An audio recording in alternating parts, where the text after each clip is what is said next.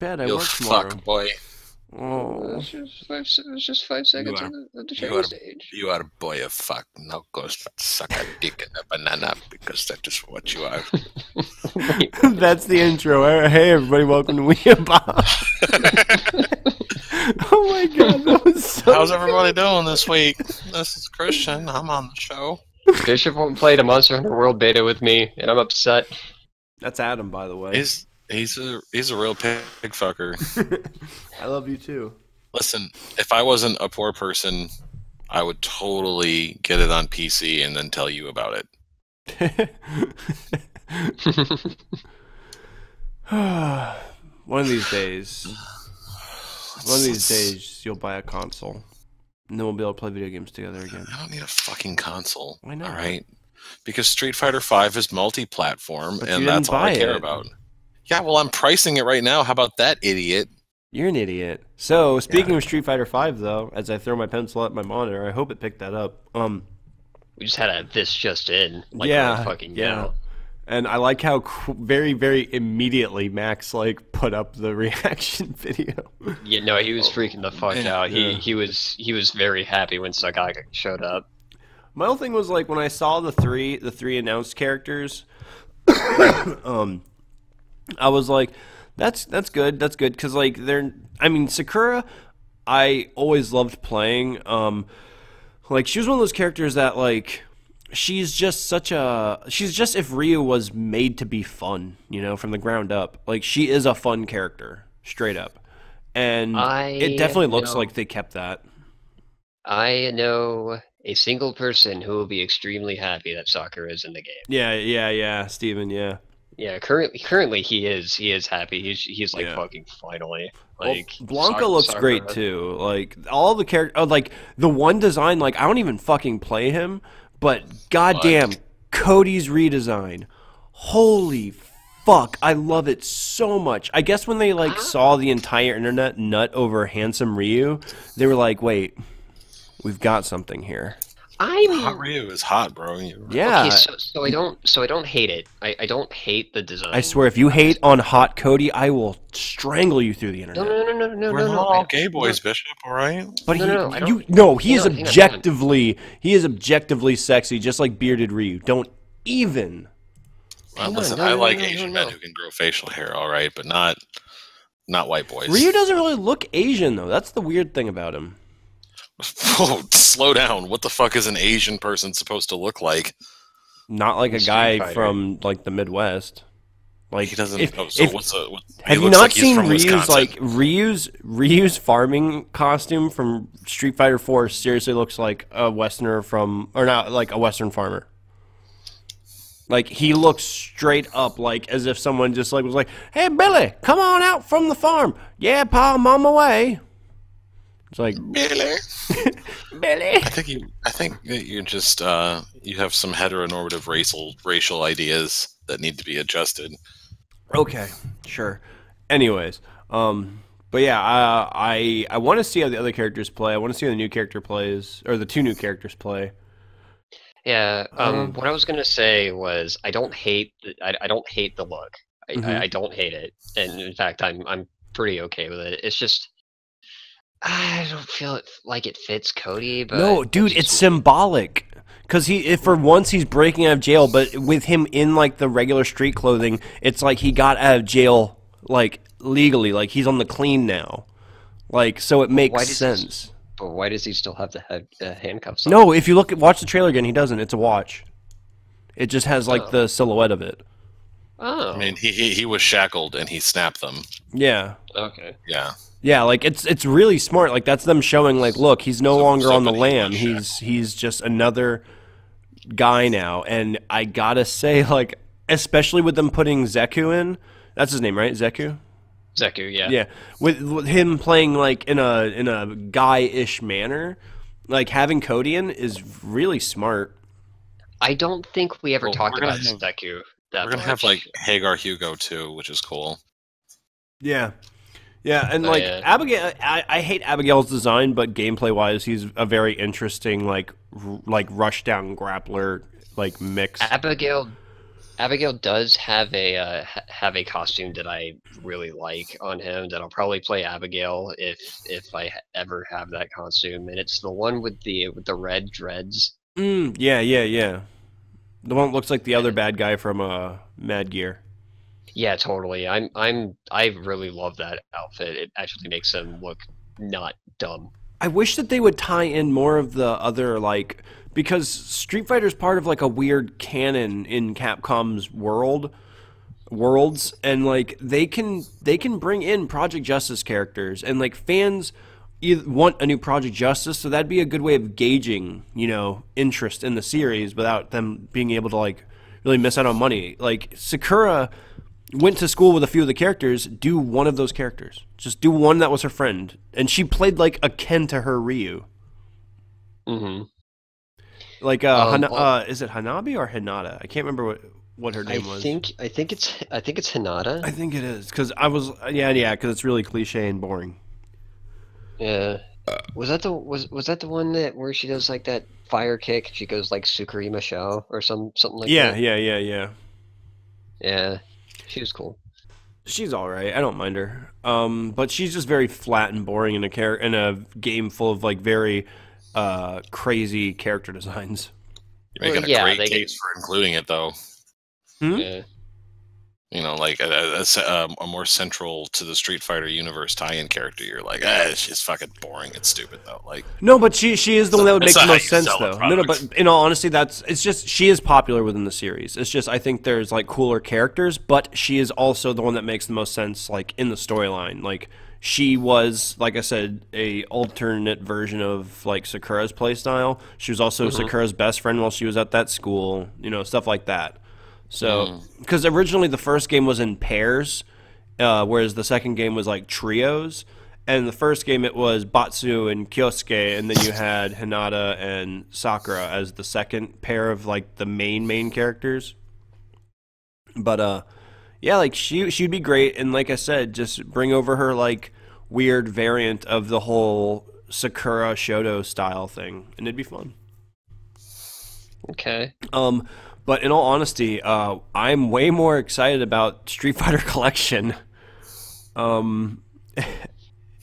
you should, because Third Strike's in it. And it's on the Switch. It's Third Strike on the Switch. It's beautiful. Wait, is it on the Switch? It was announced for all 3 platforms. Oh, baby. Dude. Okay. Dude, you get the Switch and 2... If you want to go with fight pads, or fight sticks... 8-bit do. It's either 8-bit do or 8-bit do. I can't remember. I think I want to say it's actually pronounced do, but they do a cheap little stick. It's very similar to the old EX Hori $50 stick, but it is Bluetooth and it actually uses Sanwa buttons and stick. So like the components, it's like how Mad Catz did theirs, but they're like selling it cheaper because they have like just a really basic plastic housing. Right. But it is a $60 Bluetooth controller with arcade parts.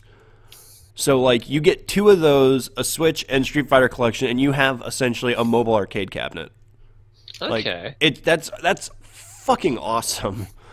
Like I mean, I'll probably never go to that extent. I mean, I kind of really want to, especially because SNK has just been throwing so many fighters on that system too, like Waku Waku 7, that weird ass intergalactic setting fighter that they did that has never been on fucking anything besides some weird ass PS2 collection that came out in Japan. I don't even know if it came out in the States. Like the only way to legitimately play that game is on the Switch.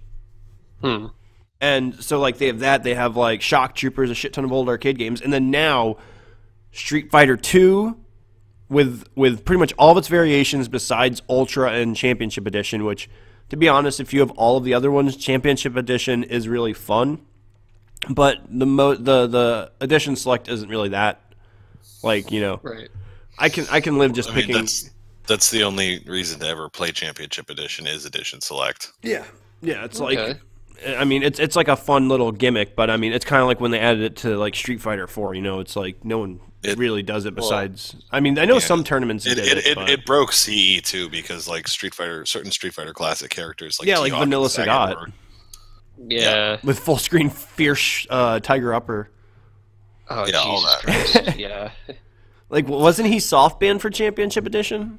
Something like that? Yeah, I mean, Championship Edition isn't the one that was played with longevity, but yeah, you couldn't play Vanilla Sagat, you Yeah. couldn't play New Challengers, Vanilla T-Hawk.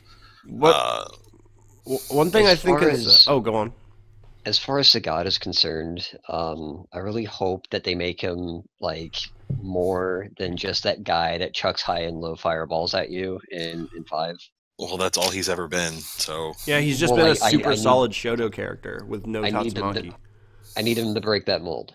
Like I need him to break that mold. If they're gonna do it, make it look interesting, please. Like my thing that I'm seeing from here is that we've got Sakura, we've got Sagat, and we've got Blanca, which means in the next bundle of people, we're finally going to see Dan Hibiki. Oh, God, please.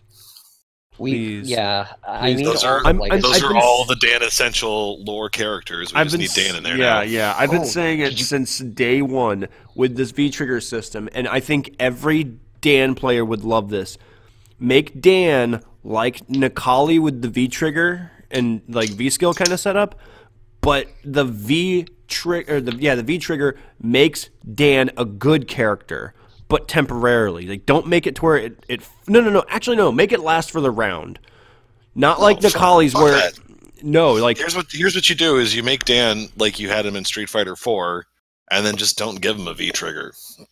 Or like his V trigger is EX Kadukin or whatever the fuck it's called. oh no. Make his V skill the taunt, and then make his V trigger the taunt super, and give him his old super cancel shenanigans. Yeah, Like, because then you could do like a fear, dude. Imagine seeing in competition someone because it's just a lot of times for like characters like Ken and Cammy, you can use V trigger as essentially an empty cancel. So like, give him that ability with his super art. It's not as good as other characters, but it's still good for him. I suppose that's fair. Yeah, you could cancel V trigger. Well, you can with most characters cancel V trigger into a super art anyway, can't you? Yeah, but that's what I'm saying. It would make sense for Dan. So like, it would be like less impressive, less of a Dan thing. no, it's more of a Dan thing that it's not impressive. Can't argue that logic. Yeah, but Yeah, I really hope like more they start like doing more legacy characters. Like I'd like to see Honda come back. I wouldn't. Well, He's like a Street Fighter classic, and I guess the minimum required amount of respect for him as a character in that regard. Mhm. But like Honda is, in my opinion, just like a less cool Blanca. You know, he controls horizontal and diagonal vertical space. He's got a button mashy thing, and his like, command grab really makes him different, though. yeah, in you know, and the sit. 2. I think 4 was the best version E Honda's seen, including like the alphas and CVS.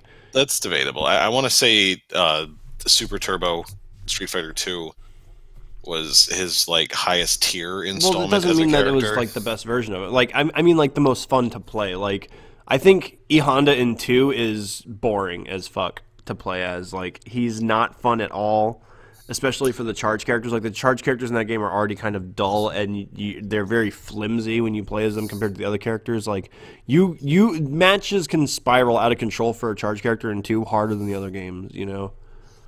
That is and isn't true. There's a lot of technical skill that goes into playing charge characters really effectively in the older games. Like negative edging is really essential, or like Oicho throw with E Honda in older editions. Well, and then you can piano roll for faster hands and stuff. I know about stuff like that. You told me about that when I was like trying piano to get roll into is it. that's always been a thing. But there's like negative edging. There's a specific Oicho throw negative edge that only exists for E Honda, where you can input the forward to down back and then hold it and then do your combo and then release the button, or it's some very particular thing where you can basically charge hold the grab and just reflexively release and grab at any point. That's interesting. But I mean, I'm just saying, like, like I said, I'm not talking about like how technical or like how intricate the character is. I'm just saying he's not as much fun to play in 2 or in Alpha as he is in 4, in my opinion. Like I like the way his EX moves worked in 4. It made him really interesting and gave him like little, like I don't know, like the whole moving forward 100 hands. Before they, took that out in the original games because it was fucking stupid when you could just do it for free. Making that like an EX move made it a very, like, gave him some interesting like options and stuff, and it was like really fun to have those options. I just don't. Going back and playing the old Street Fighter 2s, I just don't like playing E Honda like at all. I like how we're having like a big tangent on E Honda when I had like a couple more characters to like list. Oh well, well, it's a loose format show, mostly improvised. It's fine. We'll get to it. All right. We'll go on. I was pretty much done. I mean, we're talking about opinions anyway, so this is like a moot point for us to. We're not really arguing. It's more like we're both giving our 2 cents. So it's called discourse. Sure. Gotcha. Yeah, like That's I mean, what the word is. I would like to see E Honda play like he did in 4. That's all I'm saying. Yeah, just for the sake of getting the characters back in there, and just having a more diverse roster. Not diverse, larger. Yeah. I will say real quick that if they only put one more character from 2, as much as I love DJ, I think Fei Long's the obvious one. Like I think Fei Long should have been in there before any of the other returning characters. I think he should have been in the vanilla roster. Fei Long's cool. Fei Long has a very interesting toolkit that fits in a very fun part of the setup. He has like so many like little tools that are like, gotcha. That would work so well with like the crush counter system. Fei Long is cool, but I just like DJ too much. DJ is there's so much wrong with DJ. They would have to like because the only character that's more offensive than him is T-Hawk. Like I mean, and it's because look at T-Hawk. He might as well just be like, how? Me chief smoke tobacco man. Like it's like he's so racist. Do you think they care about the stereotypes at this point? I mean, they still have freaking Dulcim in there. Yeah, but Dulcim, right, and he's even more comically racistly Indian than ever before. Yeah. Okay. And let's not forget the wind sail riding Arab. Oh yeah. That's new in this edition. Okay. No, fair enough. Rashid, Although the funny thing is, I will say this and about his name Street Fighter. Rashid. I will say this about Street Fighter Muhammad though. Is the only way he'd be more on the note. I will say this about Street Fighter's racism. It never seems to be enough to really piss anyone off.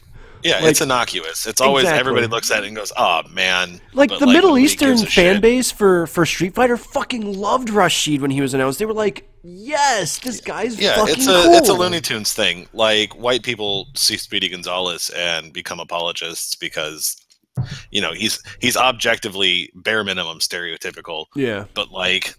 He actually has a really big Mexican fan base. Devout, loving Mexican fan base. Yeah, like he's really popular down there. Yeah, like in terms when it comes to this kind of media, I think that representation is more important than any. As long as it's innocuous racism. I know that that's a super white thing to say. Yeah, but representation is more impactful than. Employing stereotypes. Well, I think the biggest thing for Street Fighter, though, is the characters are all... none of the really racist characters are evil. That's a big thing. Like, all of the super racist characters are always good guys. Well, except for Mike Bison. Well, I mean, but at the same time, he was, like, straight up ripped off of, Mike Tyson. So they were like... He's a money-grubbing piece of shit. It's funny because he's more of a Mayweather than a Mike Tyson. And he doesn't speak in slang. He just talks about how he's just gonna freaking crush you and punch you in the face. He's just inexplicably always angry, physically violent black person. Yeah, I guess so. But I mean, racist AF. But the funniest thing though is like.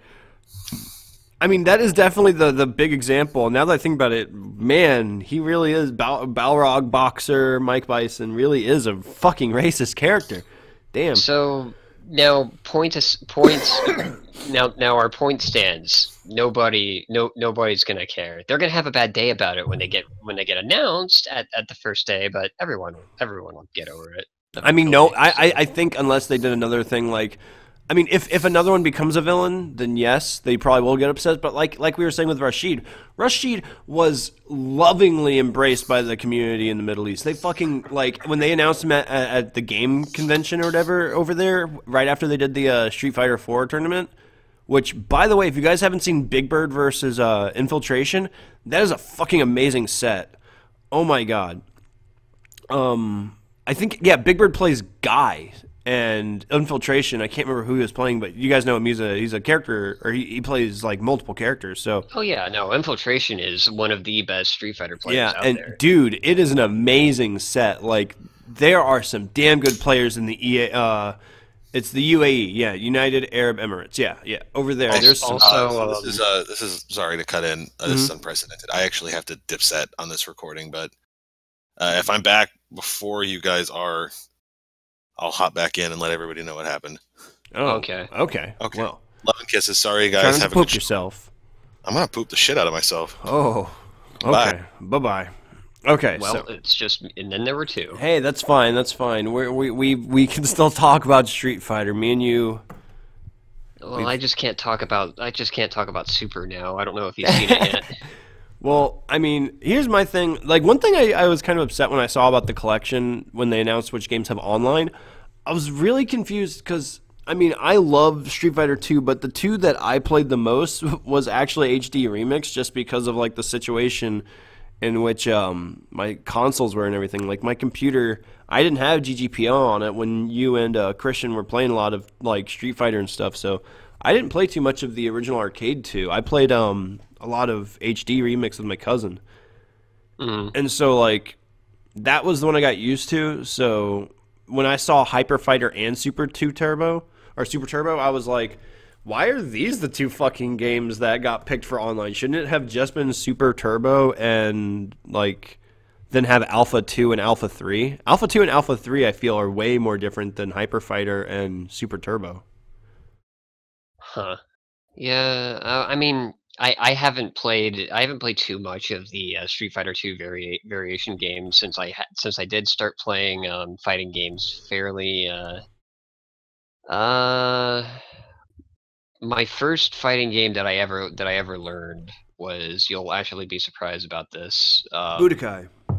No, well, okay, maybe that's not a fighting game though. It's not. Yeah, it's not a fighting game, but like the first legit fighting game that I ever learned and started to play. Can I take a guess? Sure. I'll let you say it after this. I'm not going to keep trying to guess. Soul Calibur.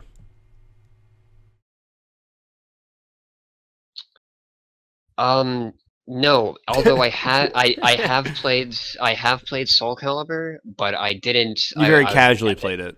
I casually played it, and I didn't really know like what fighting games were. Gotcha. So it was like Weapons Master, and then when a few friends came over, you would just mash buttons as Link. Basically, yeah. Gotcha. It was two. It was two, by the way. Two and then four. But that's an interesting order, especially since you're younger than me and Christian. Well, two and then I think a little bit of three, because I remember looking at Kira and be like, oh, she's cool. She's crazy, dual personalities and something like that. But again, didn't know shit about fighting games, didn't know what I was doing, and was too much of a stubborn kid to learn. But the first game I ever started to like really learn, and that made me get fighting games and get what's going on, was vanilla Marvel vs. Capcom 3. Okay. I love Marvel vs. Capcom, all of them. And that was that 2009, 2010?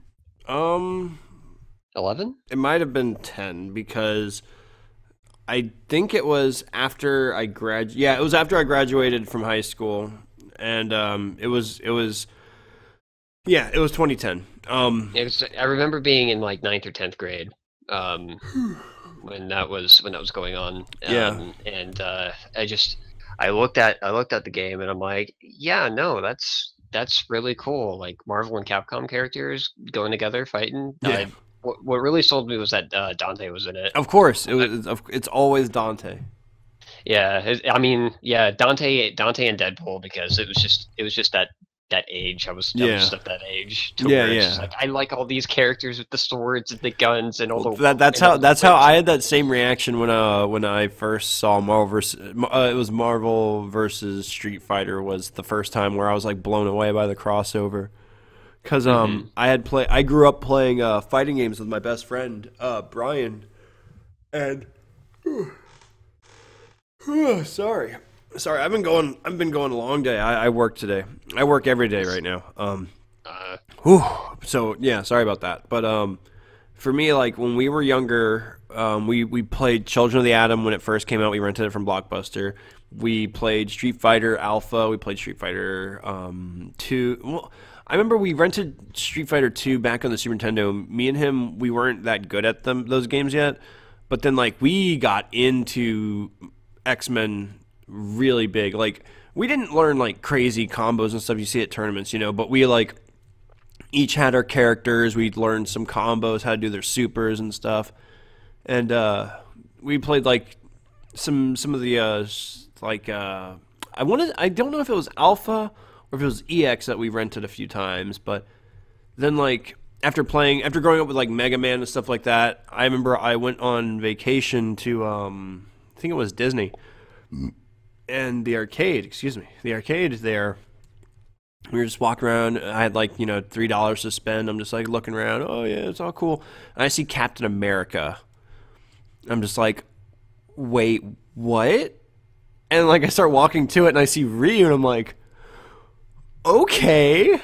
So like the second I played it and I picked fucking Ryu and I picked Ryu and not Cyclops, Ryu and Captain America, yeah. And fucking like, because my whole thing was I remember Street Fighter versus X-Men. I remember renting that also, but it wasn't like, I guess it didn't blow me away as much because there was already the X-Men game and there's already Alpha.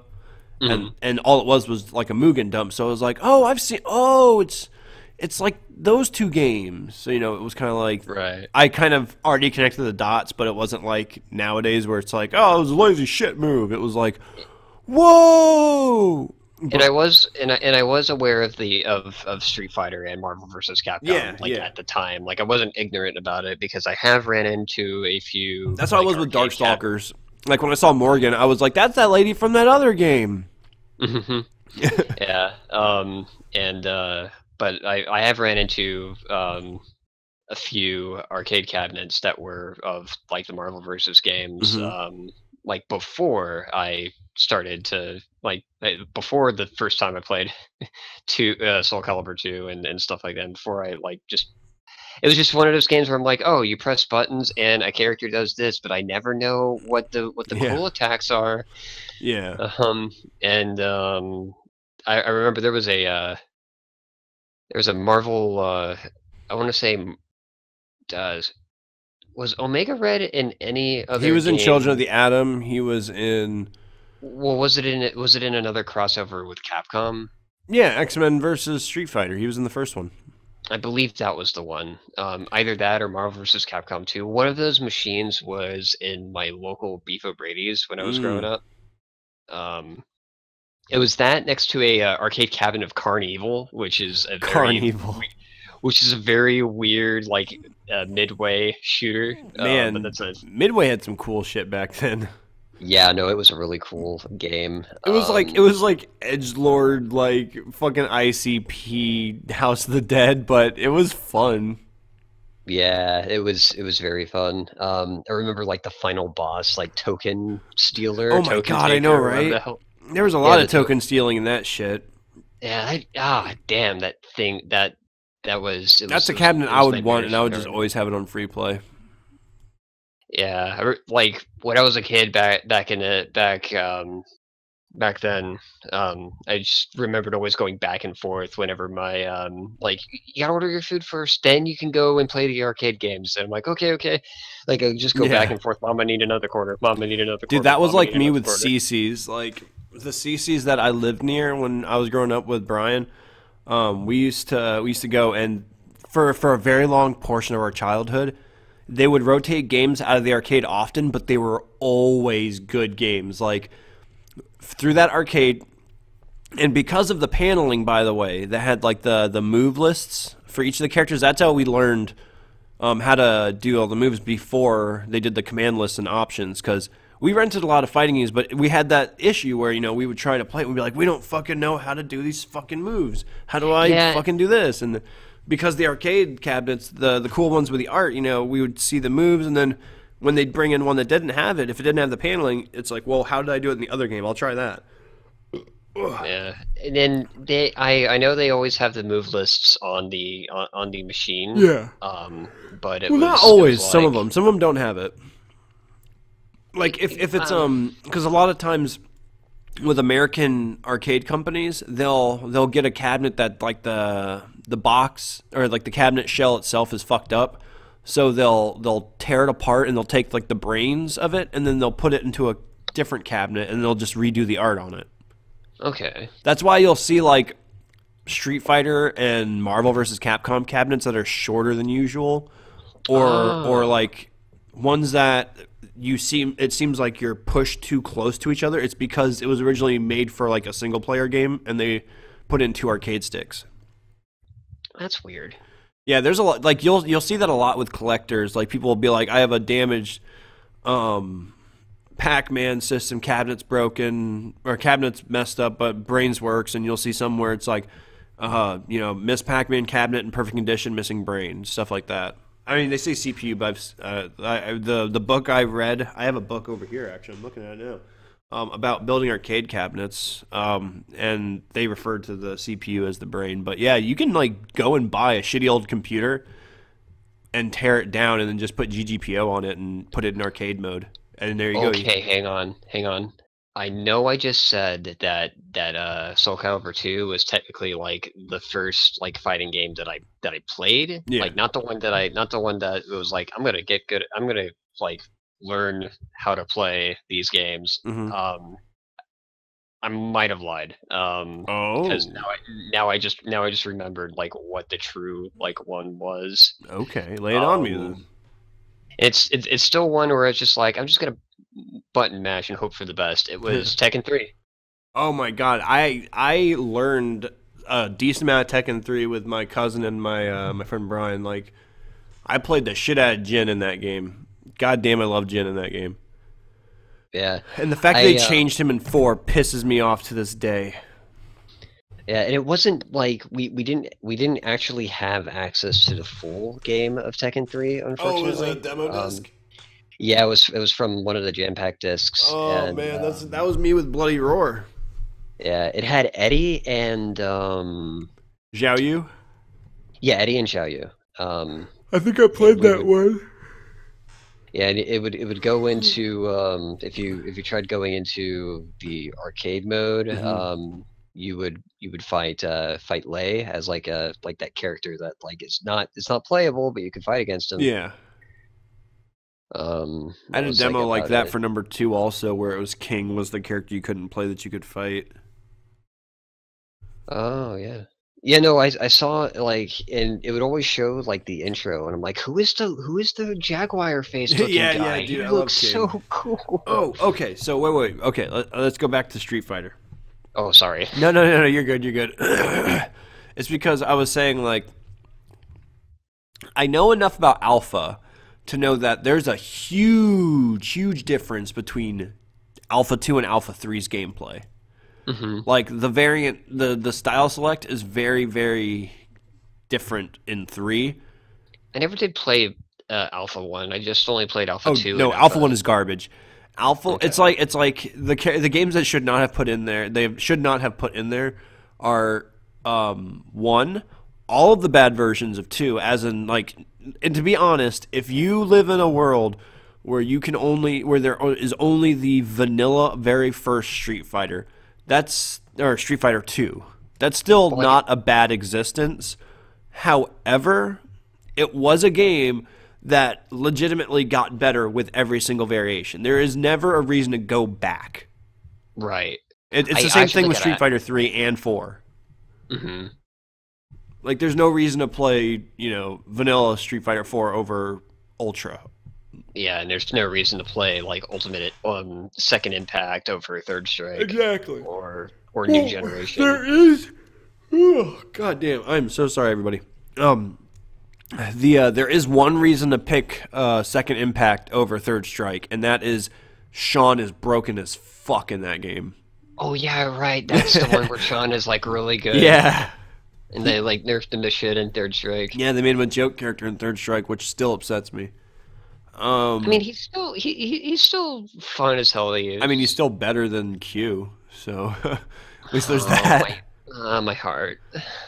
Or not, well, I mean, I like Q, and I mean, Q's better than 12, right? I've seen some good 12 players though. I mean, I've seen good Q players and good Dan players, so. But I don't know. Yeah, I'm really excited about the idea of not only having a new version of Third Strike, and Alpha 2 and Alpha 3, and Street Fighter 2. Yeah. I gotta ask. Is it Alpha 3 Max? Oh, I'm gonna look that up right now. But yeah, because I haven't seen the trailer. I just need to know if it's Alpha 3 Max because that's the more updated version of Alpha 3 that has Yun playable, Ingrid, Maki. No, it is not Max. Shit. I don't mind that. That game will forever be locked on the PSP, and that upsets me. Oh no, Guy is in Street Fighter Alpha 3 because he's in 2 and 1. Well, I didn't say Guy though. Oh, who'd you say? I said Yun, Maki. Oh, okay. Well, fuck Yun. Ingrid. Maki is a sad loss, but I understand why. Like the thing is, they're supposed to be arcade perfect, and those characters were thrown in from other games. And Eagle, I think Eagle is Eagle's in Alpha 3. Okay, is Balrog in there? He should be. If I recall, in Alpha 3, they added like all of the old Street Fighter 2 characters. Okay. What I want to see is, I want them to do like a secret. I want them to secretly put gem fighters on there and make it to where it's only unlocked after you beat the arcade mode of one of each version of the game. Gem fighter, is that Pocket? Is that Pocket Fighter? Yeah, that's what I'm saying. Pocket Fighters. Sorry. Yeah. But like make it either Pocket Fighters or Puzzle Fighters. But either way, make it to where you have to beat Alpha or Street Fighter, one of the Street Fighter 2s, one of the Alphas, one of the 3s, and then after that you unlock it. Pocket Fighters a fun time. Pocket Fighters is one of Capcom's best fighting games in my opinion. Okay, so let's see. New characters. Yeah, they added all the old Street Fighter 2 characters. That's the game that added Cody, it added Karen, it added Armika, and Julie and Junie. Julie and Junie. Yeah. The dolls. The first dolls actually. Oh, they didn't add all the. Okay, so DJ, Fanlong, T-Hawk, Guile, Evil Ryu, and Shinakuma are not in it. And then Eagle, Maki, Yun, and Ingrid are not in it. Yeah, Maki and Eagle were actually made for those sprites were made for Capcom versus SNK, and Yun, and then Ingrid was from Capcom Fighting Jam. Which real quick. I didn't realize this until I was looking up news for the beta for Fighting Layer. Which I don't care if there's a copyright. I still want to call it Flex. I like that name for it. I think it's fun. So, after looking up stuff for the Flex beta, I found out that you can just find it on their YouTube channel. Arika wants to make. They want to work with Capcom again, despite everything that's happened. They want to work with Capcom again, and they want to do that Capcom Fighting Evolution or whatever it is. What did happen between Arika and Capcom? Do you know? I don't know. Because the thing is, I guess Street Fighter EX3 did really bad, and they just cut them off. And it's they didn't make a bad game. It's just they didn't make a terrible game, and it's just the PS3, the PS2, the install base just didn't want a crazy different fighter. They should have just done a back to basics. But looking back. All right, go ahead. Go back. Where were you? I was just gonna say Christian's back. No. Where I said go back. Like, what are they? Oh. What are they wanting to do with Capcom again? When they did the Capcom Fighting Evolution, do you know about that? I is it Fighting Jam? No, Fighting Jam is the one that came out. That one was like really shitty. But Yeah. there was Yeah, a it different was. one where oh no, Capcom Fighting Evolution is the Japanese name for it. Okay. No, that's the American name for it. Jam is the Japanese one. Okay. Anyways, So we are talking about the same game. yes. Well, I didn't mean to talk about that game.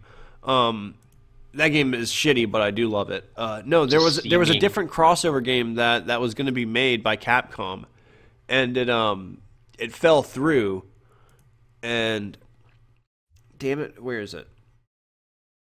Capcom Fighting All Stars. That's what it was. It was going to be a 3D fighting game, and it was going to kind of be like Bloody Roar, but with Capcom characters and without transforming. Like, it was just going to be that style of 3D fighting with like supers and stuff. Right. And the roster was pretty cool. Like, it was going to be a bunch of old Capcom characters from that Street Fighter setting. Plus Strider. Apparently, Strider was also going to now exist in this setting. And then they made new characters, and the characters looked pretty cool. And one of them was Ingrid. Okay. And after after the failure of what's it called? Fighting Jam? Yeah, after the failure of Fighting Jam, Capcom just dropped anything that was a fighting game, including Capcom Fighting Evolution. And Capcom Fighting Evolution was, I guess it was supposed to play very similar to the Street Fighter EX series, as Arika was working with them. And I don't know if they've reached a deal with Capcom, but they want to put together a Kickstarter. They did a video about it on YouTube, and I guess they were trying to get Max's attention. Oh. And I gotta say, if Max is like the voiceover for the game, like the round one fight, I think I swear to God, Max would make a killer voice actor. Yeah. Like, I mean, he would at least be hype. oh yeah. But so yeah, my whole thing with this Street Fighter collection is I mean, I've complained about Capcom doing their collections and shit, but this is smart, not just because these games have a very big fan base, you know, and this allows them to bring back 2 Alpha and Third Strike for Capcom Pro Tour. And so, you know, they're hitting that esports, they're porting games that people want, and they're supporting the Switch with games that people would love to have on the go. Especially, Did they say that these games are going to be patched or something, or like rebalanced or whatever? No. They are arcade perfect ports. Okay. So they are going to play exactly the way they did in the arcade, which I think is the best way to do it. I'm fine with them keeping in glitches that were in the arcades and stuff. That's perfectly fine with me. Like I said, just having this out again, having these games out again with online, especially if it comes back that these games use like GGPO netcode or something, or like, you know, just a good, if they have a good netcode to them, and oh god, that's enough. I'm happy. I'm happy with that. And in all honesty, especially if Nintendo's online service comes out next year and it sucks ass, I'll double dip on this. I'll buy it on the PS4 and the Switch. I do not care. And yeah, I'm hoping that this does well and they do more. Like, if they do imagine if Street Fighter, if Capcom did like a Capcom anniversary collection, and it was just like another 12 games that were all like different arcade games. Yeah. Sounds like Capcom's really starting to do right a little bit so far. Like they're definitely going in the step of the right direction. They're definitely doing right by me right now. Yeah. Oh, okay, dude. No, imagine this. They did like the collection style that they did for Street Fighter with Darkstalkers. Like I said, still call it the Capcom Arcade Collection or Capcom Anniversary Collection. Have all of the different versions of Darkstalkers, have all of like 1942 and Bionic Commando, like the old ones. As much as I love Rearmed, like I said, keep it like arcade and stuff. And then oh god, what's another good? Oh man, fucking and like Final Fight have the different Final Fight arcade games. Shit like that, dude. And then just top it off with Red Earth and Cyberbots. Yeah. I mean, I'm glad that they seem to be like supporting ports like this just to bring them back so people can play them. But like, look at too crazy. Like just remember the like focus on the new stuff as well. Oh yeah. No, well that's the thing. Like if they like headline it with Darkstalkers, and then they make that a game that has online play on it, and they'll be able to look not only at the sales, but to see how many of those people that bought the game are playing Darkstalkers, and that's a good way of gauging interest, because even if people aren't interested in Darkstalkers, if that has Final Fight 1, 2, 3, the Arcade Strider, fucking Cyber. Well, I mean, I think only like 5 people would want to play Cyberbots, but like Red Earth and 1942. God, I would fucking love for 1942 to be on, like the arcade version to be on the Switch. Like, okay, I was wording this wrong. I'll try again. I don't want them to use sales for these re-releases as reference to whether or not they should bring back, like I said, I'm not saying for them to use the sales. I'm saying they could like literally look directly at the numbers of people currently playing it.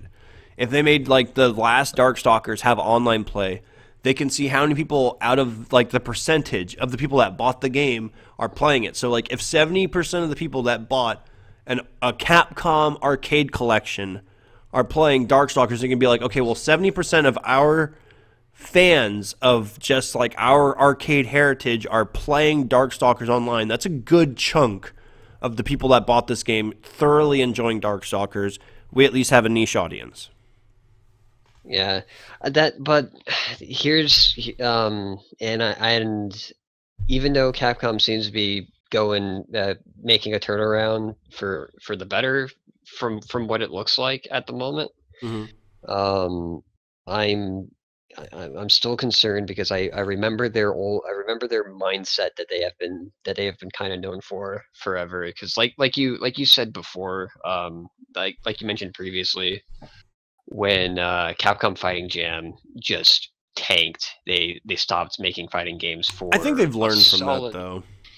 Yeah, but it's just like I don't want it to happen again though, because they did it again they did that before like a second time with Darkstalkers, where it's like, hey, the anniversary collection. Yeah, we just released this, but before they did that, they showed like this big like cinematic trailer. It looked sick as shit of like Dimitri. And I don't know if you've seen it before. If not, I'll try to look it up. It was called Darkstalkers Are Not Dead. Yeah. And it showed Lord Raptor coming out of the grave and Dimitri, and that's all they showed. And it was very Street Fighter 4 style. See, I'm glad that kind of like I'd rather see Darkstalkers come back in. Like, well, it was a cutscene. I know, but if you say it like it looks like Street Fighter 4 style, I thought Street Fighter 4. I love playing that game, but it has a shitty art style. Like some of those characters look like trash. Well, it was a cinematic like art style. It was the cinematic art style, which I didn't really mind. Yeah. Well, I'm just saying, if it was the same artist, like with the big sausage fingers and stuff, I don't want him doing that. Well, you'd have to see if I definitely want to see it now. I'm definitely gonna look it up, but it would kind of work for the Darkstalker characters. Anyway, I digress.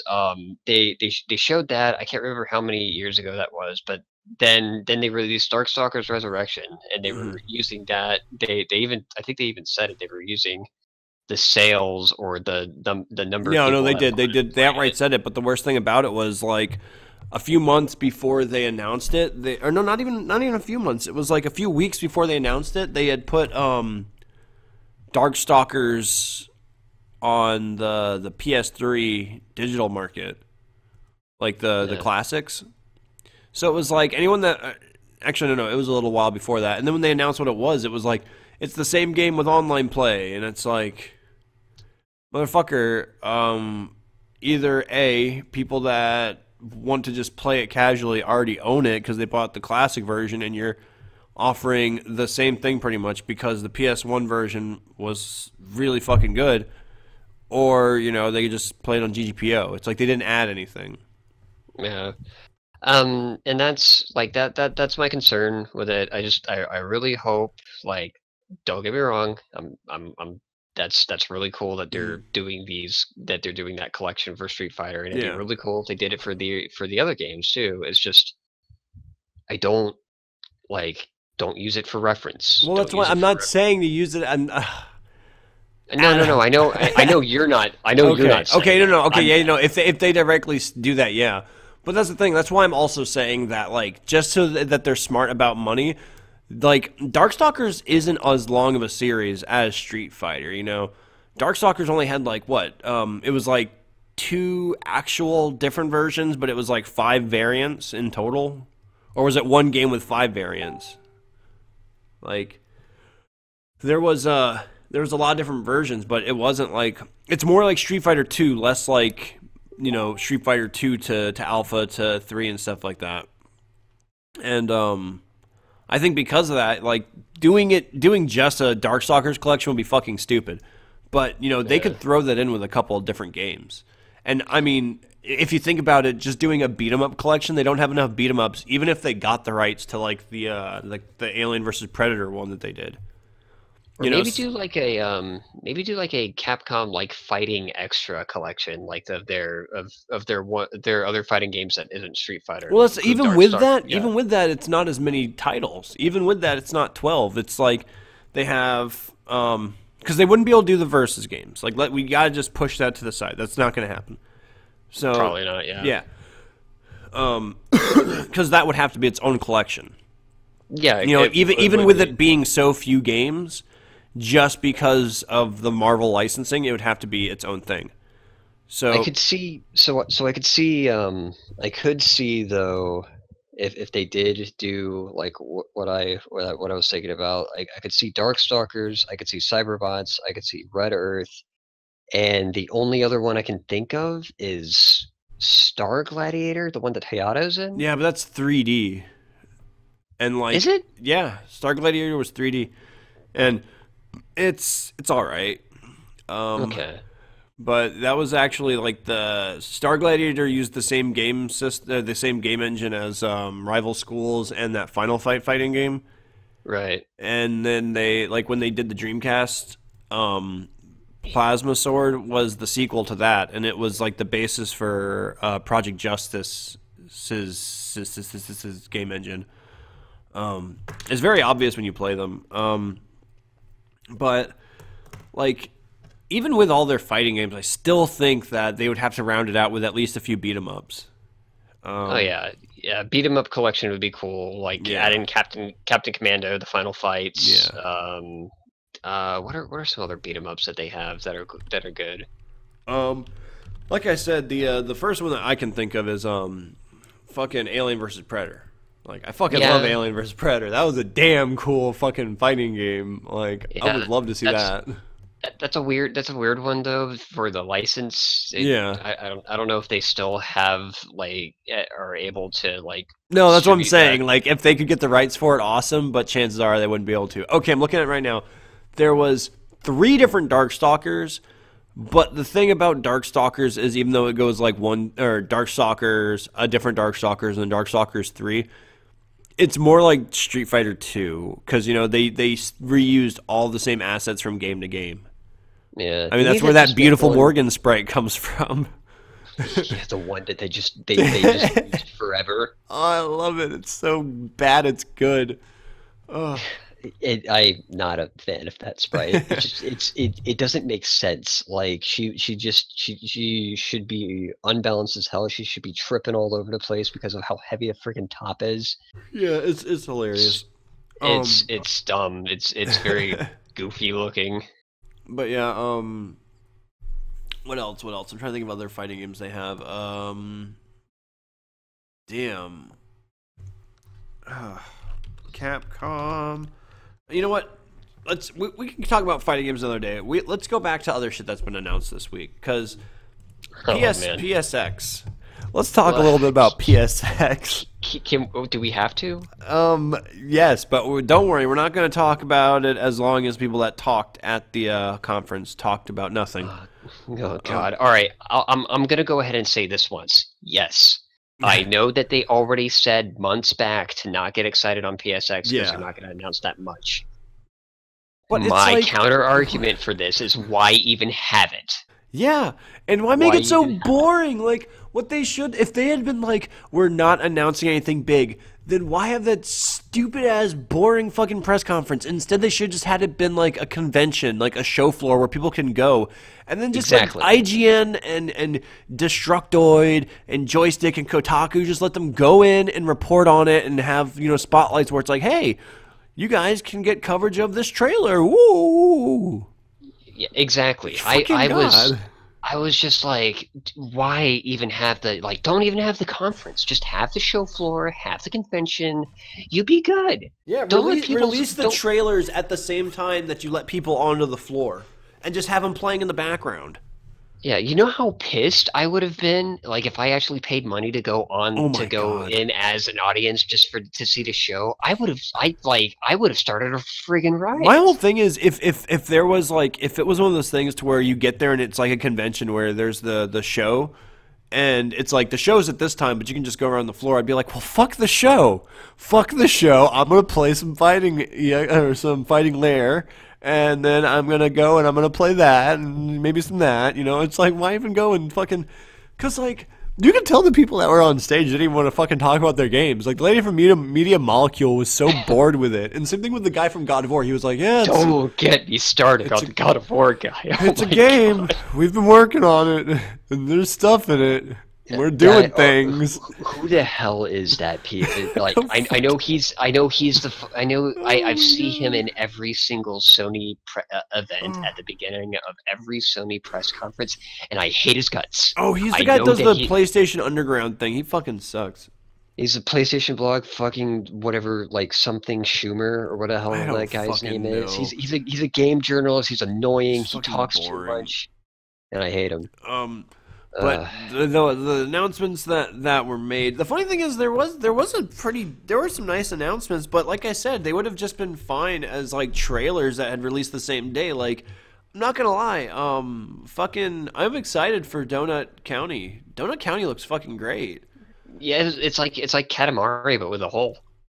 And the cool thing about it is it has a very has that indie flair, you know. It's like, it looks so cute and fun. Yeah, it looks like a fun time. Fantasy Strike got a new trailer. Guacamelee 2 got gameplay and like shit.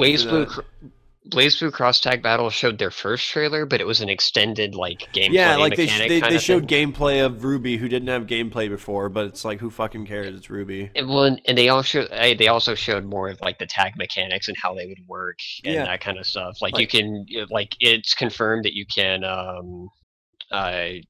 TFC, Team Fortress Classic.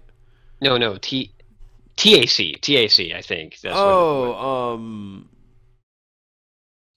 Tactical air combo or tag air combo?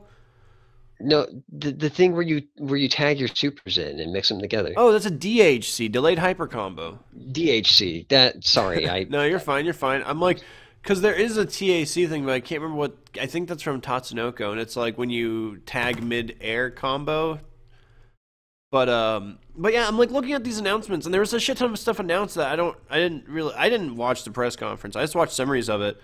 But I watched the whole thing. Okay, tell me how many of these were actually shown on floor, okay, as I go through them. Okay, so Children of Morta. Shown in the conference? Yeah, was this shown in the conference? Haven't seen it. Okay, 20XX. Didn't see it. Okay, Fantasy Strike.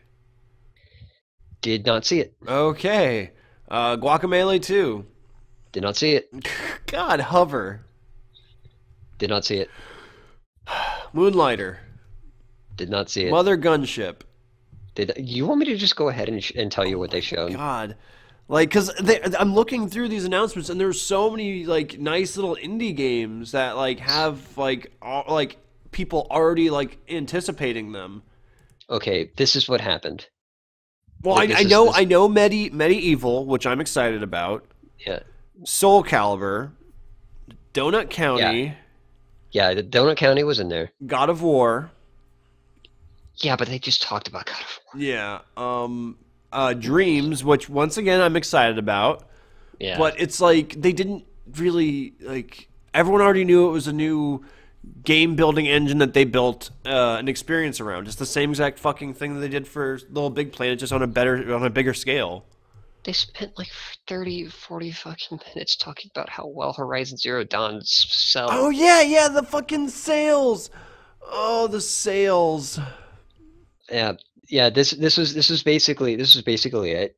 Like Schumer and Sony guy that always has like the shirts in every event. I forget his name. I know he's the Sony guy. Yeah. Then they called in Horizon Zero Dawn guy and talked about the sales. God of War called into God of War guy. Dreams called into Dreams girl. Then, oh god, this is Detroit Become Human. Oh, David Cage farting out of his mouth for about fucking 20 minutes. Yeah, yep. Then after that, they showed more David Cage like talking, just farting out of his mouth after the gameplay, and then they showed the trailers, the donut hole thing. Then they showed Blaze Blue, Soul Calibur, and I think Monster Hunter World, of course, like a brand new trailer of Monster Hunter World revealing new monsters and stuff like that, which I'm always down for. Then, oh my god,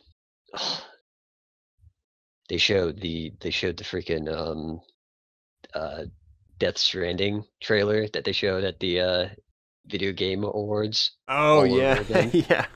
Like the whole thing, the whole 8-minute trailer all over again. They brought in Hideo Kojima and a translator and talked for like another like 30 minutes or so, which I didn't mind that one too much because I just love Hideo Kojima talking and actually looking happy because he looked dead in his last years of Konami, and now he just looks so happy and loving life. And that was probably about it. Wow. Yeah, only like 4 trailers, I guess, that they showed. Like it was that bad. Oh man! This was my whole issue though is like I'm looking at like the announcements that coincided with the PlayStation experience, and it's like if you're saving all of your big AAA games and their announcements for E3, why would you like in the shadow of this fucking stupid fucking press conference that just pissed people off? While that's going on, why would you just slide these trailers for all these neat indie games onto YouTube? Why couldn't you have done an hour-long press conference where it's like, look, we've got some cool stuff coming from our AAAs, but how about we talk about some indies? It's like, dude, people like indie developers. They do. And they showed Medieval at the very end, which I am excited about. I am very excited about. Me too. I'm glad that's getting the Insane Trilogy treatment. I really hope they do that with Spyro as well as a lot of people, but I doubt they will because Activision has that by the balls. Yeah. Like it's amazing that fucking that Sony was able to get Crash, to be honest. I'm really happy they did though. I've played it. It's fantastic and good job. Yeah, no, it looks gorgeous. PSX was just awful. Yeah. Shouldn't have even been shown. The conference was awful because I like Fighting EX Lair is on the floor. They've everything that was announced, or most of the games that were shown in the conference are actually on the floor in some way. And Yeah. so, there is cool stuff going on. And then PlayStation, or not PlayStation, the Capcom Cup was going on during it. So the whole, like, I think if you paid money to go there, even with the conference being as shitty as it is, I don't think it was a waste of money for those people. Yeah, no. The convention was probably fantastic. Yeah, it was probably fun to go to. But yeah, no, that was a fucking shit of a train wreck of a fucking podcast. Like, I don't even know how to. It was bad. It was bad. It was bad press conference. The conference was just pointless. Like, it was just a talk show. If it's gonna be a talk show, just say it's a fucking talk show. Like, god damn it, man. Like I said, it was just like my whole thing was that I was like looking at the indie announcements, and like Guacamelee was very, very, very well received. That should have gotten some time. Fantasy Strike, even when it first entered into early access, and it looked like, very poorly animated, very minimal keyframes and stuff like that, people were still excited for it. And then now it's like, hey, look, the game has polish and it's coming together, and it's going to be on the fucking PS4. It's like, okay, that's really cool. It's a easy to learn fighting game that's really fun. And then they announced that fucking Guacamelee 2 has a 4-player co-op mode. Yeah, you're talking about Guacamelee a lot. I take it you really like. I really like Guacamelee. It's just like I'm looking over the sheet, and it's like it was announced at PSX that it was going to have 4 players. Yeah, and so they like, didn't. What the fuck? Yeah, they didn't talk about it on the conference. That's why and I know then nothing also about it. Gungrave VR. They want to push VR so bad, and that's something that's popular. Oh, yeah. I forgot they were talking a lot about VR. Yeah, I mean, my whole thing is like, I understand if you want to save your AAA announcements, but I'm just looking at all these announcements that were made in the background, and they are so cool. There's a new game from the Katamari guy. Is that the whole one? No, not Donut County. That's an indie developer. Really? Yeah, Okay. no. The creator of Katamari Damacy is going to have a game where it says Watam is the latest game from Katamari Damacy creator I'm gonna butcher this, Keita Takahashi. Grab a friend and join the mayor to explore the world of Watam together as you run, jump, climb, hold hands, explode, and more, with colorful characters that will surprise you at every joyful turn. Watam will be coming to PS4 in 2018. Damn. And it's like, dude, fucking Nobi Boy was great, and people that liked Katamari that gave that game a shot enjoyed it. So he doesn't have a bad track record. That could have at least been like, oh God, they could have at least done like a fucking like extended sizzle reel or something. Sony, Yeah. God, What the fucking hell? Sony, or like, I mean, fucking, like, dude, okay, so Nintendo's 2 announcements at the Game Awards was pretty much bigger than the PSX. Them saying we have Bayonetta Collection and Bayonetta 3 was like a better announcement than that was a better announcement than the PSX. Especially because wasn't Soul Calibur also announced at Game Awards? Yes, Game Awards. Oh, like we could just talk about Game Awards, because Game Awards had some shit reveal.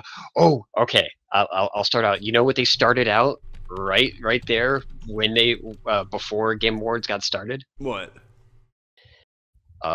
Max has made this a meme, and it's like my favorite meme now. But Bishop, was that Bloodborne 2? Oh yeah, that.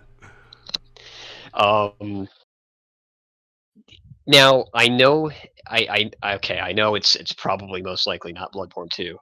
It could be a lot of stuff, but that is definitely FromSoft's new IP that they're working on. We don't know what it is. Mhm. All we know is it's definitely a From Software game, and it's most likely directed by Hidetaka Miyazaki, and I'm totally down with it. Dude, I just realized another thing that could have been at the PSX.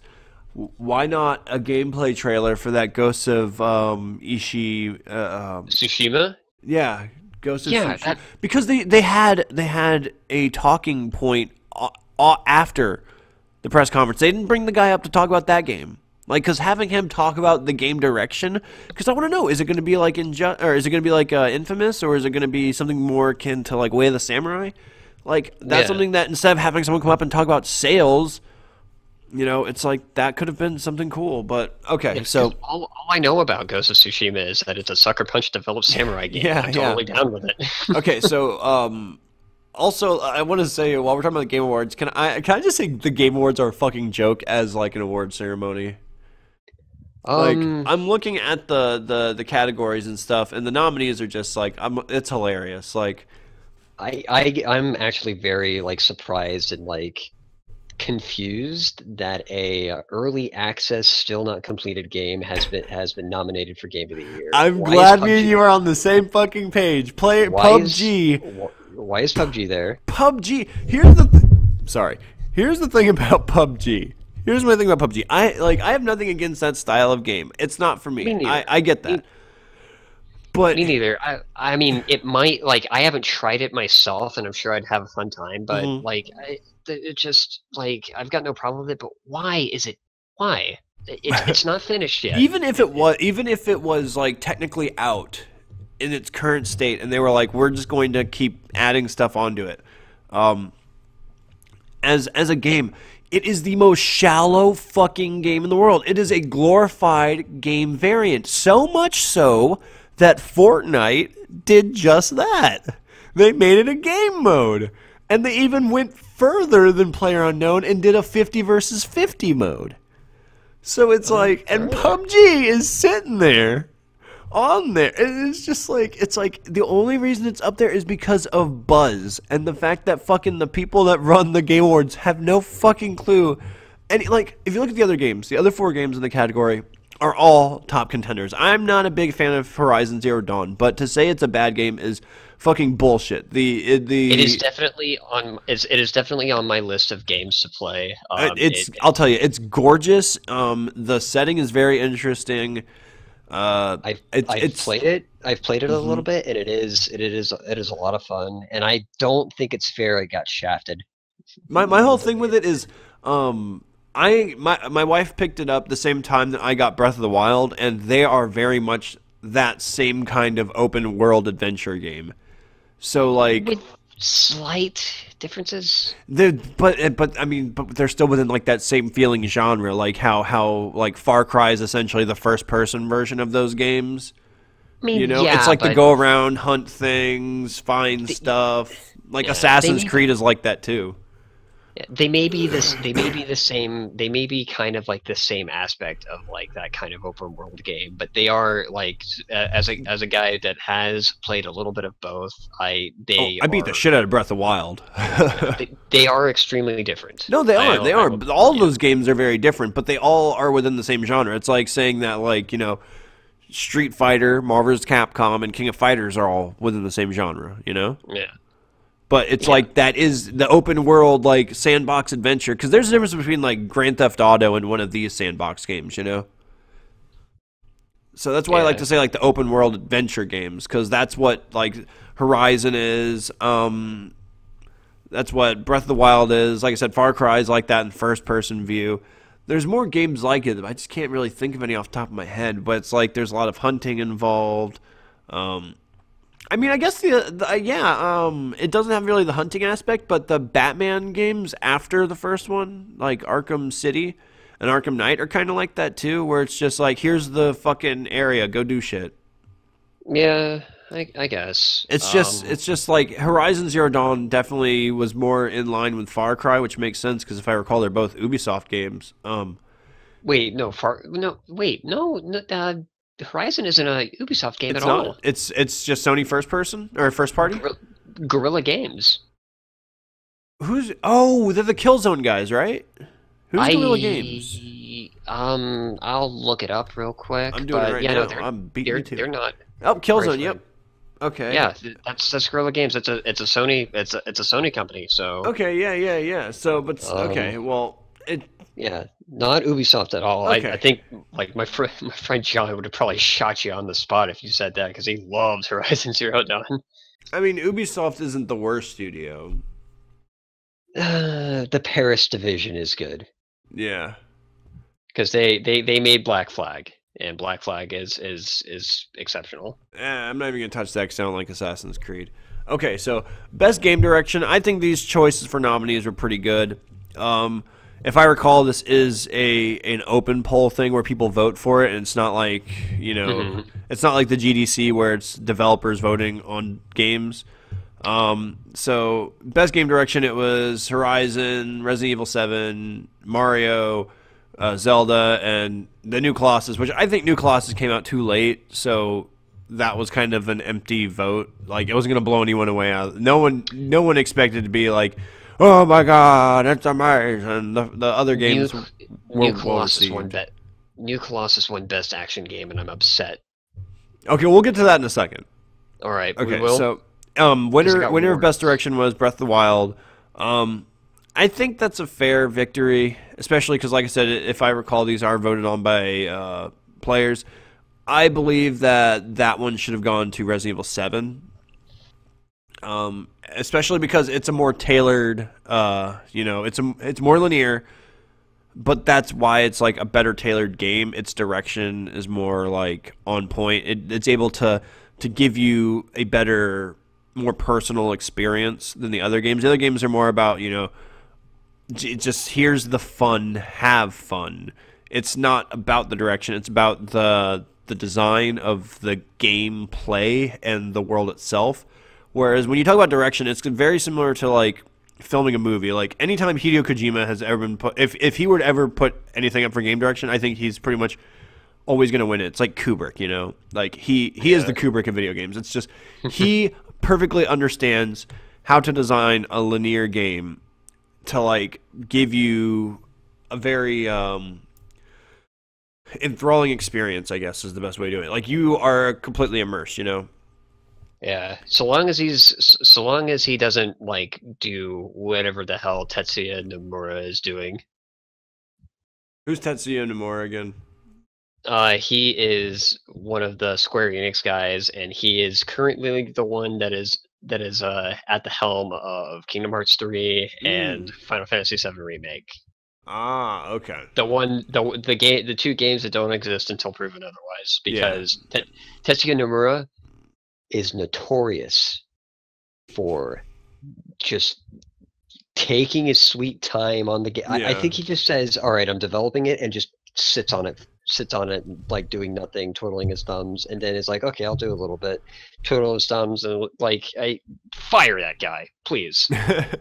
So no joke, I'm looking at best narrative now, and two of the games immediately pop out as games that should have been in best direction instead, and that's Hellblade and Nier.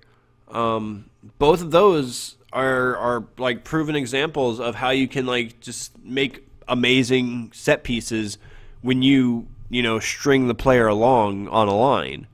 Especially Hellblade, like just watching people play that, like it's very, very emotional, and the way that they really draw you into moments, it's very smart. And like I think best narrative is a fine spot for these adventure games, just not for direction.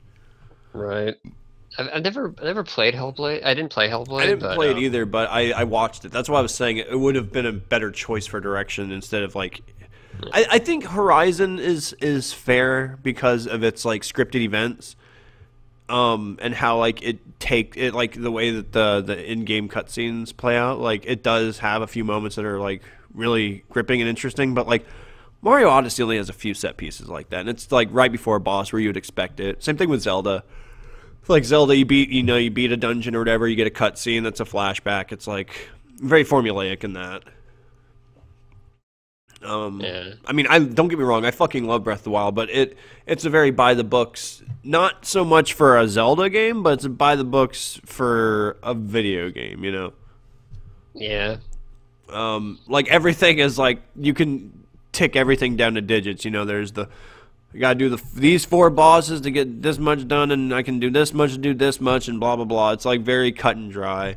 Like I said, there's nothing wrong with that though. And I think I would have rather seen Nier in best direction, and I heard that its story is absolutely amazing, but It's fantastic. Yeah, like I played that game all the way through, got all the main endings and everything, and yeah, no, that game is fantastic with its story. Like I definitely think Hellblade. Like I don't know if the story gets much better because I was watching a playthrough of it. If the story like really starts to get better towards the other half, I could see that sitting there. But I definitely think direction would have been a better spot for it. Best art direction. I think that there was only two real candidates for this game, and that was Persona 5 and Cuphead, which I'm glad to see they were both there. I think the other games that I mean, Destiny 2 is a bullshit fucking pick. Did Cuphead win that one? Yeah. Okay. Cuphead I won figured it. it did. Yeah, no, that was like, I mean, the only, like I said, the only other game that could have possibly taken that would have been Persona 5. And I would actually be happy if it did, but Cuphead deserves that. Oh yeah. Cuphead deserves all 3 awards it got. Yeah, and like the other two games, there's 2 other games in that, and it's once again Horizon Zero Dawn and Breath of the Wild, which I think are very fair picks. Horizon Zero Dawn has a very interesting, very coherent blend of like savage and technology that makes it feel so full of like life and believable. It's very interesting, and Breath of the Wild is some of the most gorgeous cell shading I have seen in ages. But then, like, Destiny 2, out the gate, like, in the beta, fans were complaining out of how the shaders in the game made shit look weird and stuff like that. And they, like, openly just asked, like, oh, maybe you should postpone the game and put in a better shader. And Call of Duty, not Call of Duty, Bungie, they were like, no, not happening. So, that was dumb. Best score music, I don't really have an opinion on this one because I haven't really listened to any soundtracks this year. I don't really remember Breath of the Wild too much besides the accordion bits, to be honest. I have plenty to talk about this subject.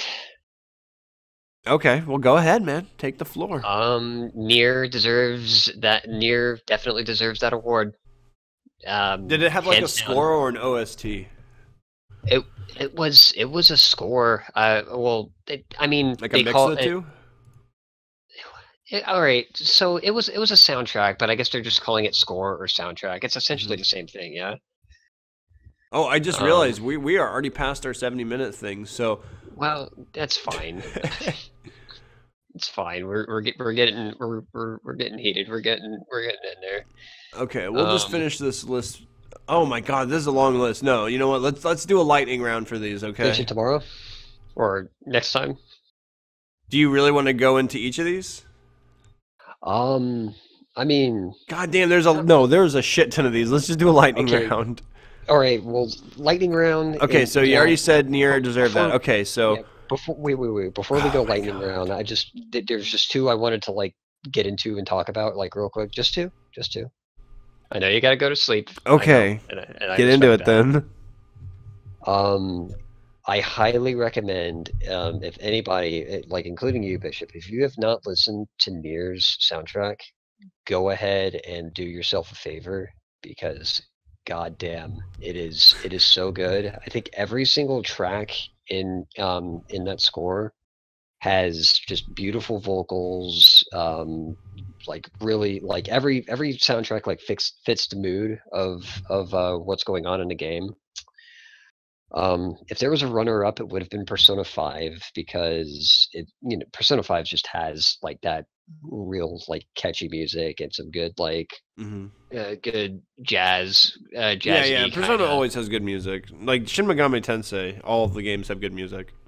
Yeah. This one I'm gonna go about it really quick.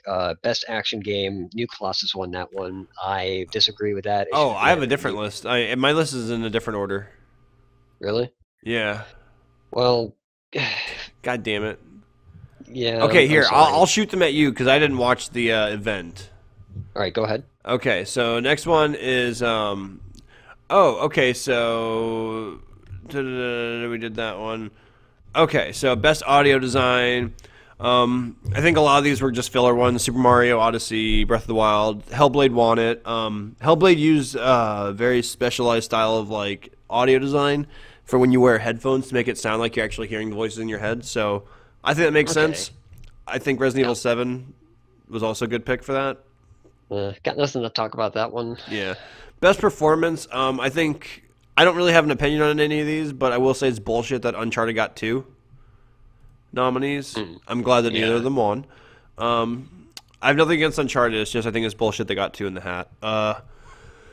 Games for impact. Bury Me My Love, Hellblade Setsuna, Life is Strange, Night in the Woods. I will say I did play Night in the Woods. Night in the Woods is a very emotional game.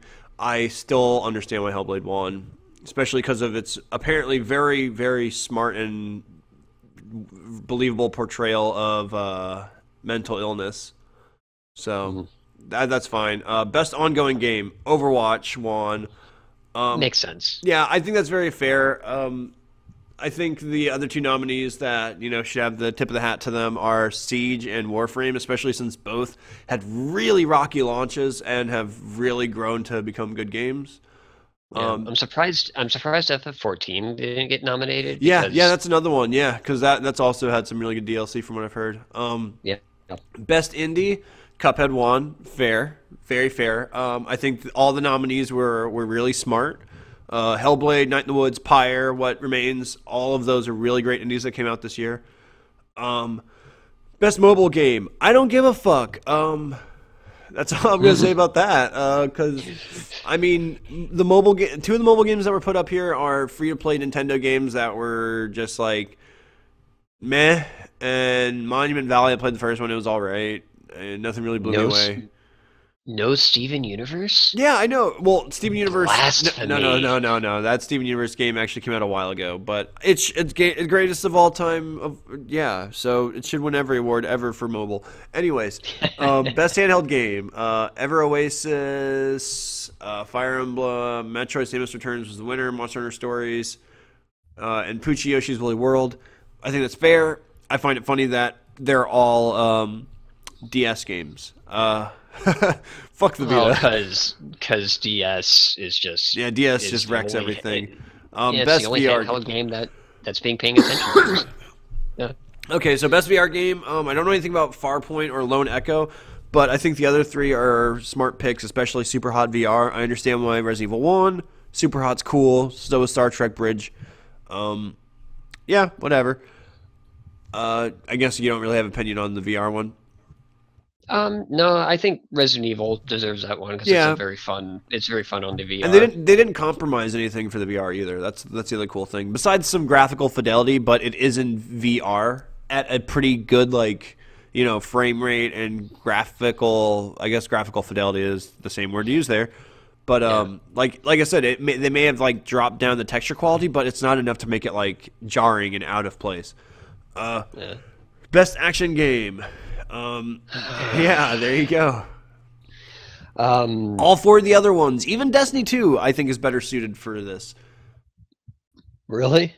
Well, no, I think the only 2 competitors, in my opinion, was Neo or No, I'm saying out of if the other 3, if it was just between Destiny 2 and Wolfenstein, I'd still probably go with Destiny 2 over it, just because it's got the whole MMO thing. And from what I've heard, Wolfenstein 2 is very short and has a very janky difficulty curve. I've heard the story is just fine, but I mean, Prey and Cuphead and Neo, all 3 were phenomenal games.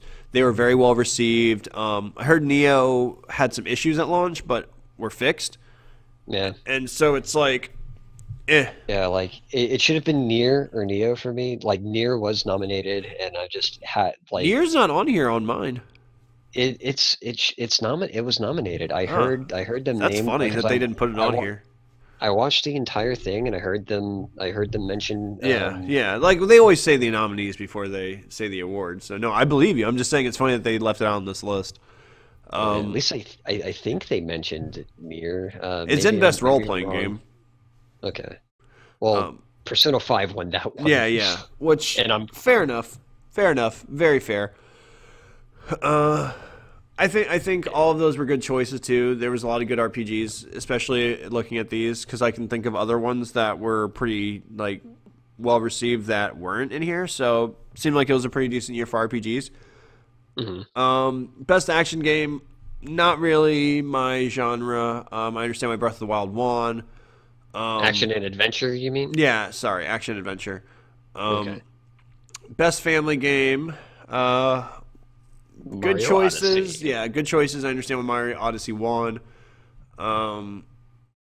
Best strategy game. I'm surprised that Mario Rabbids won that one.